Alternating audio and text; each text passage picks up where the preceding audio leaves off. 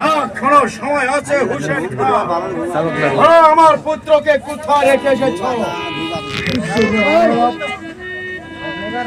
আমি তো সত্যি কথাই বলেছি না। ওই আপনার পুত্র জালাল কাছে যে পাগলাই রয়েছে। আমার মিথ্যে কথা। আপনি যদি আমাকে ওই চাবুকের কষাঘাতি, আপনি যদি আমার দেহ হতে প্রাণ পাখিটা ছিন্ন বিচ্ছিন্ন হয়ে যায়, তবু আমি একে একই কথা বলবো না। হুসেন খাঁ, কিভাবে ভালো রূপে তোমার মুখ থেকে সত্য কথা বাইর করতে হয় আমার ভালোভাবে জানা আছে। বলো বলো, আমার পুত্র জালাল খাঁকে কোথায় রেখে এসেছো? নাকি তাকে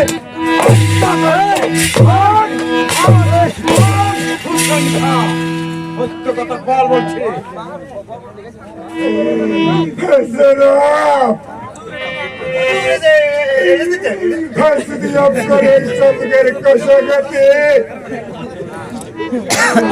আমার এই প্রাণ ভাই উড়ে যায়, তবু আমি বলবো না। ওই আপনার পুত্র জালাল কাছে ওই পাগলাই রয়েছে।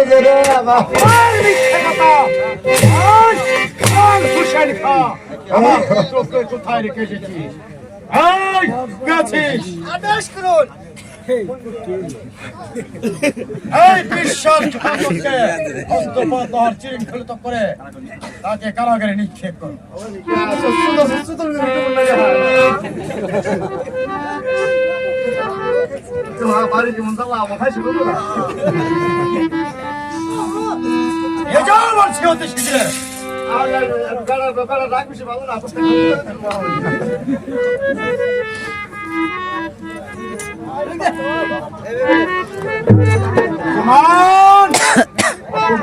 অপমান!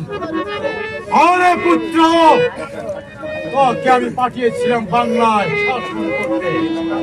ওই বাংলার যত হিন্দু মুসলমান প্রজারা আছে তাকে পুত্র না চিহ্ন করতে, কিন্তু বাংলা শাসন না করে তুই শ্মশানে পরিণত করেছিস।